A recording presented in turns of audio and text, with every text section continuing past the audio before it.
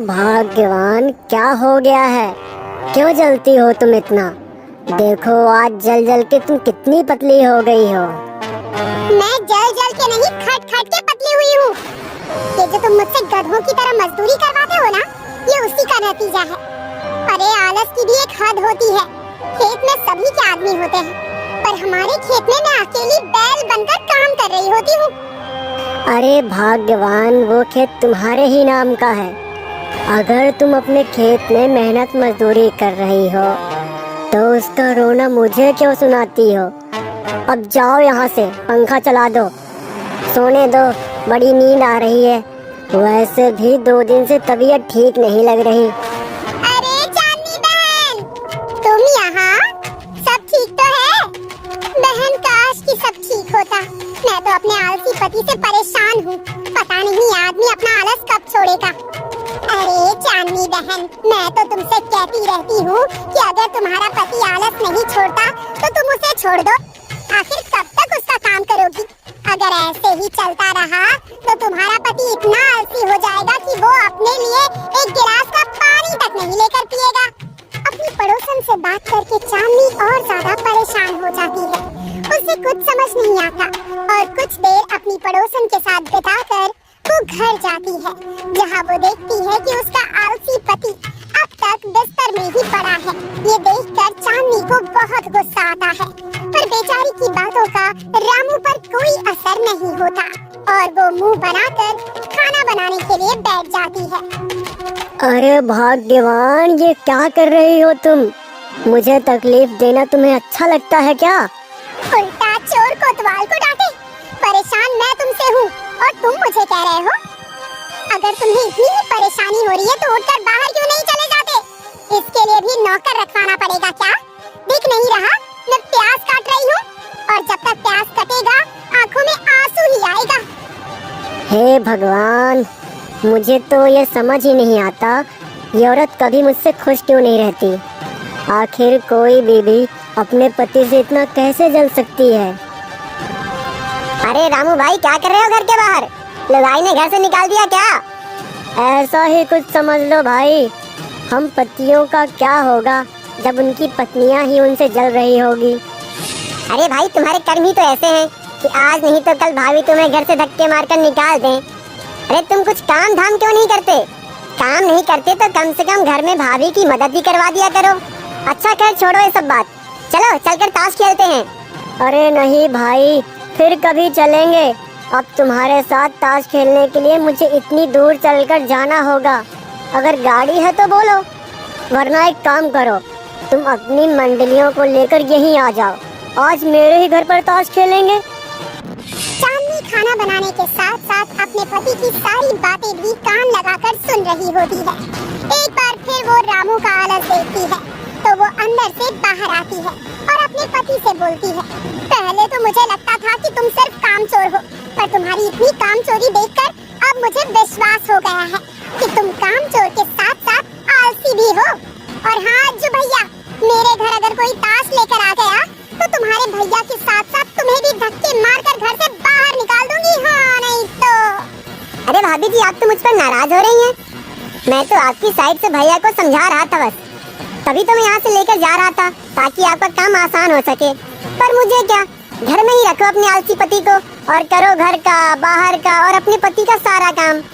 अरे डरा कर भगा दिया तुमने उसे, अब मुझे इस तरह से घूर के मत देखो। जाओ, जाकर जल्दी से खाना बनाओ, भूख लगी है। आलसी पतिदेव, भूल जाओ, अब आपको मेरे हाथों का खाना भी नसीब नहीं होगा।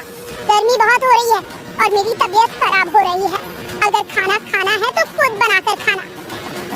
चांदनी अपने पति को सबक सिखाने के लिए खाना बनाना छोड़ देती है और बाहर सैर के लिए निकल जाती है। और जब वो 2 घंटे बाद घर आती है तो वो देखती है कि उसका पति अब भी आराम से सो रहा है और घर का सारा काम वैसा का वैसा ही पड़ा है जैसा चांदनी छोड़ कर गई थी। ये देखकर चांदनी के गुस्से का ठिकाना नहीं रहता और वो अपने पति पर 1 बाल्टी पानी डालकर उसे उठा देती है। मैं तुम्हें बोलकर गई थी ना कि घर के काम करना, खाना बना कर रख लेना। खाना क्यों नहीं बना? ये खाना क्या तुम्हारा मरा हुआ बाप बनाएगा? ये सब क्या है चांदनी? मैं कितना अच्छा सपना देख रहा था।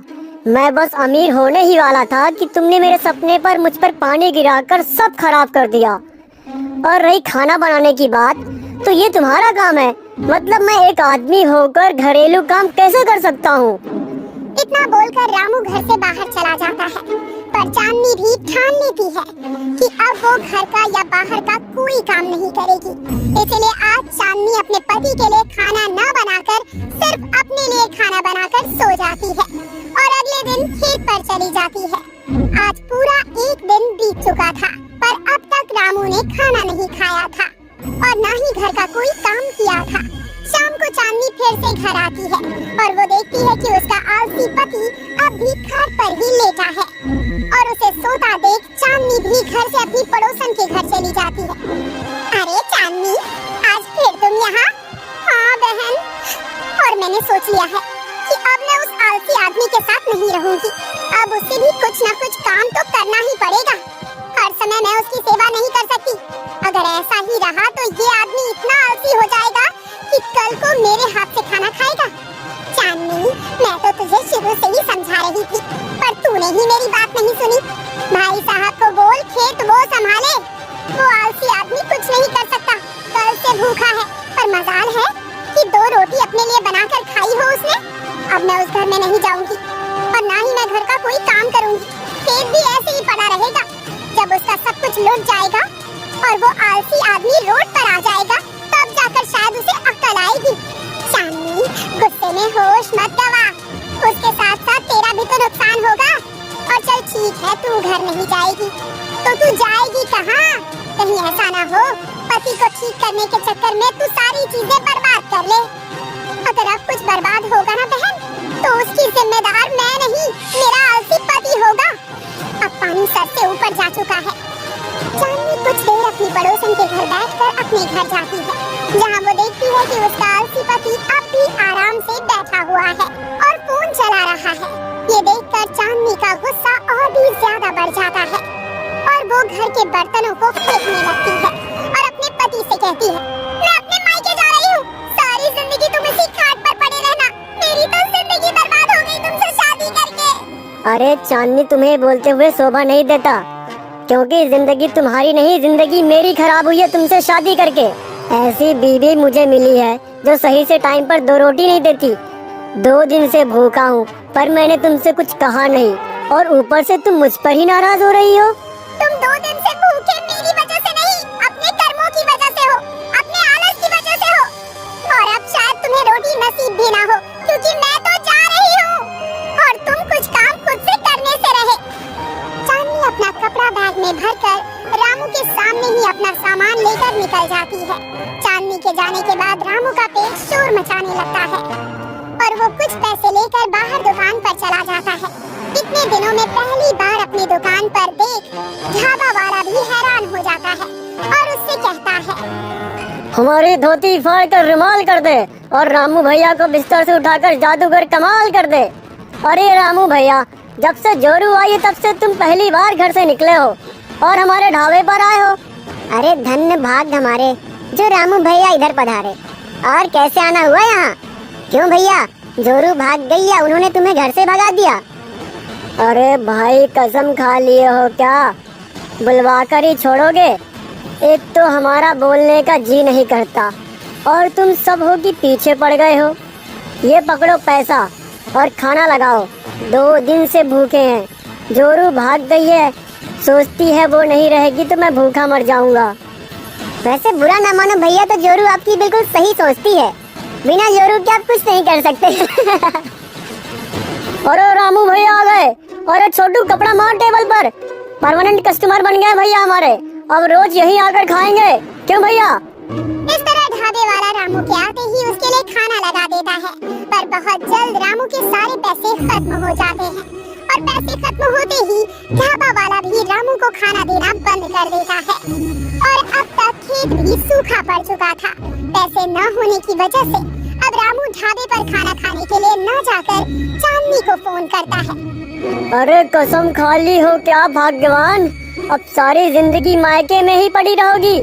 पति की कोई चिंता नहीं है। पति कैसे यहाँ दिन काट रहा है। जब मेरे पति को मेरी चिंता नहीं तो मैं उसकी चिंता क्यों करूं? तुम फोन काटो, मैं नहीं आने वाली वहाँ। चांदनी इतना बोलकर फोन रख देती है और रामू का मुंह उतर जाता है। रामू अब खाना बनाने के लिए खुद बैठता है और जैसे तैसे अपने लिए खाना बनाता है, जो कि बड़ा बेस्वाद बनता है। बिना चांदनी के अब एक एक दिन काट पाना रामू के लिए मुश्किल भरा हो रहा था। पैसे और राशन सब खत्म हो चुका था।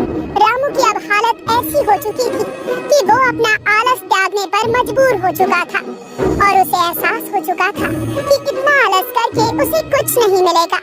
इसीलिए आज वो अपना आलस त्याग कर खेत जाता है, जहाँ वो देखता है कि उसका खेत सूखा पड़ चुका है। चांदनी क्या गई, मेरा खेत सूखा पड़ गया, घर का राशन खत्म हो गया, मैं भूखा सोने लगा। अब मेरा खेत पहले की तरह हरा भरा कैसे होगा? बिना चांदनी के मैं यहाँ सब कुछ कैसे करूँगा? भैया, अभी वक्त है तुम्हारे पास, चांदनी बहन भी आ जाएगी। अगर तुमने अभी कुछ काम नहीं किया तो तुम्हारा शरीर भी तुम्हारा साथ देना छोड़ देगा। आह, मेरा पति, देखो आज खेत में तुमने बहुत मेहनत की होगी ना। खेत पूरा सूख जो गया था, पर कोई बात नहीं, मुझे तुम पर यकीन है, तुम पहले की तरह उस खेत में हरियाली ले आओगे। चलो अब गर्मा गर्म खाना खा लो, बहुत मेहनत करके आए हो ना तुम। तुम्हारे हाथ के छाले बता रहे हैं कि तुमने आलस छोड़ दिया है, तुम्हें अपनी गलती का एहसास हो गया। देर से ही सही, पर तुम्हें अक्ल तो आई। चांदनी अपने पति की मेहनत देखकर जहाँ खुश होती है, वहीं रामू बस अपनी बीवी को निहारता रहता है और उसकी आंखें भर आती है, क्योंकि कहीं न कहीं रामू को भी एहसास हो गया था कि चांदनी के आने के बाद वो कितना आलसी हो गया था और चांदनी को उसने कितने दुख दिए हैं। पर कहते हैं ना, शाम का भूला सुबह घर लौट आए तो उसे भूला नहीं कहते। अब रामू को अपनी गलती का एहसास हो गया था और उसने अपना आलस त्याग दिया था। अब चांदनी घर में रहकर काम करती है और रामू एक अच्छे पति की तरह बाहर का काम संभालता है।